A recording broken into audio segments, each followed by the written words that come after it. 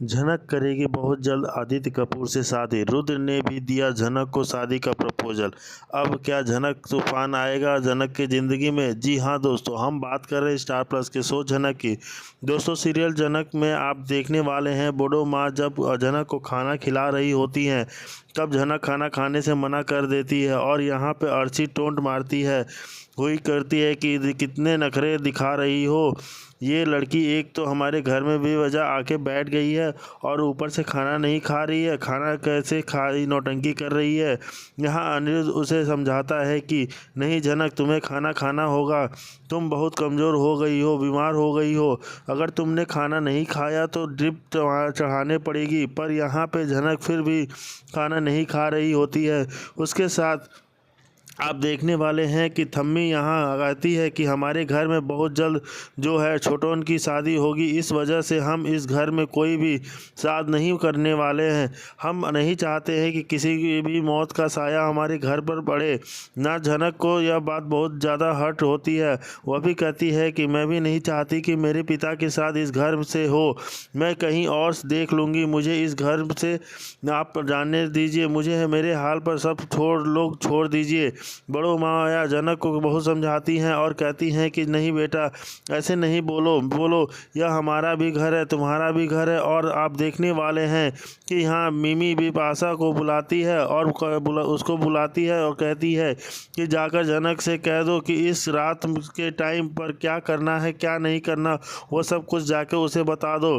शायद उसे ना पता हो। बिपाशा कहती है हाँ हाँ ठीक है, मैं जाके उसके कमरे में उसे बता देती हूँ।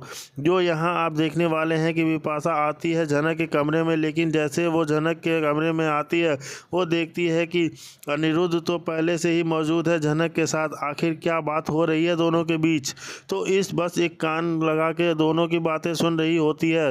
दरअसल यहाँ अनिरुद्ध और झनक से बात कर रहा होता है कि झनक, मैं तुम्हारी शादी करना चाहता हूँ। मैं तुमसे बहुत कोशिश कर ली पर्सी से के साथ एडजस्ट करने की, लेकिन शायद मैं उसे खुश नहीं रख पा रहा हूँ। मेरे साथ कुछ नहीं है। हमारे बीच बहुत लड़ाई झगड़े होते हैं, हमारे बीच कोई प्यार नहीं है। तुम जानती हो ना झनक कि मैं तुमसे कितना प्यार करता हूँ, लेकिन पता नहीं तुम मुझ पर कभी विश्वास क्यों नहीं करती। मैं के साथ आगे कंटिन्यू नहीं कर सकता। अब मेरी बची हुई ज़िंदगी तुम्हारे साथ गुजारना चाहता हूँ। तुम इसलिए मैं चाहता हूँ कि तुम मुझसे शादी कर लो, और तुम हाँ कर दो तो हम झनक बिल्कुल भी नहीं करेगी अनिरुद्ध को और उसे समझाएगी कि आप ऐसी बातें मत कीजिए, यह बहुत गलत है। आपकी ऑलरेडी एक पत्नी है, आप उस पर ध्यान दीजिए। आपके साथ नहीं घर नहीं बसा सकती हूँ, इसलिए मैं आपसे शादी नहीं करूँगी। मैं यहाँ से चली जाऊँगी, आप लोगों की ज़िंदगी से बहुत दूर चली जाऊँगी। आप अपने गृहस्थी पे ध्यान दीजिए। फिर उसके बाद आप देखने वाले कि गुस्सा हो जाता है अनिरुद्ध, वहाँ से चला जाता है। लेकिन तुरंत जो है कि वहाँ बिपाशा आती है और जहाँ झनक को कहती है कि मुझे भेजा है और उन्होंने मुझे यह बताने के लिए भेजा है क्योंकि तुम्हारे पिता का श्राद्ध है ना, तो क्या काम करना है और क्या काम नहीं करना है वही बताने आई हूँ। तो आप देखेंगे कि वह घूम घूम कर पूरे कमरे में यह बातें बता रही होती है, क्योंकि उसकी नज़र तो झनक के फ़ोन पे है। जी हाँ, झनक के फ़ोन से ही तो वो सारा कांड करने वाली है। वो झनक को बताते बताते उसके बेड पर बैठ जाती है और अपने एक हाथ से झनक का फ़ोन छुपा लेती है और झनक का फ़ोन उठाने के बाद वह झनक को कहती है कि मैंने तुम्हें जो समझाया उसे समझ के आ गया ना, कुछ पूछना है तो पूछ सकती हो। झनक कैसे वैसे भी बिपाशा से बात करने के मूड में नहीं होती, तो वो बोलती है हाँ हाँ मुझे सब समझ में आ गया है, आप जा सकते हैं। बिपाशा बड़े ही खुश होकर वहाँ से निकल जाती है, क्योंकि उसके हाथ में एक ऐसा हथियार आया है जिसे वह करने वाली है बहुत बड़ा कांड। जी हाँ, वो लेगी झनक का फ़ोन और वहाँ कर देगी आदित्य कपूर को मैसेज कि आदित्य, मैं तुमसे शादी करना चाहती हूँ, मैं रेडी हूँ तुमसे शादी करने के लिए। मेरे पिता की मृत्यु हो गई है, अब मेरा कोई नहीं है इस दुनिया में। अब मैं सर जी के साथ भी नहीं रह सकती, उनकी ऑलरेडी शादी हो चुकी है।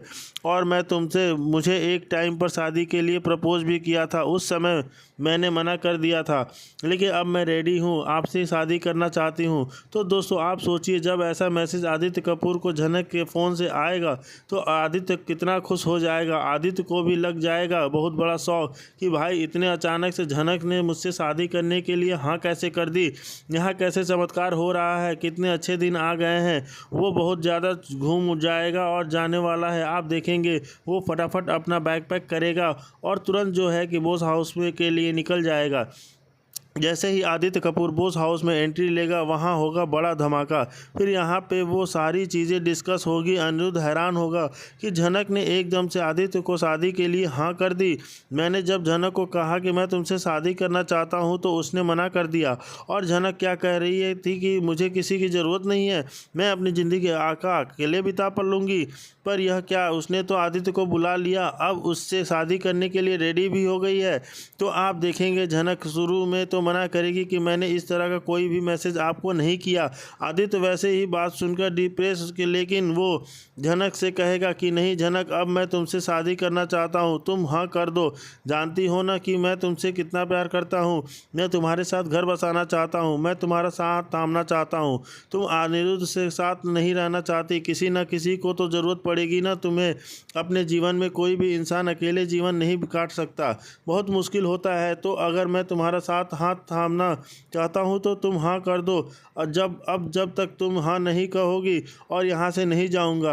यहाँ आदित्य भी एक जिद पर अड़ जाएगा और झनक भी यहाँ पर सोचने लग जाएगी कि वैसे बात तो सही है, मुझे कभी ना कभी मूव ऑन करना ही तो पड़ेगा। सर जी के साथ मेरा कोई भी फ्यूचर नहीं है क्योंकि उनके परिवार वाले और अर्शी दीदी मुझे कभी ज़िंदा रहने नहीं देंगे।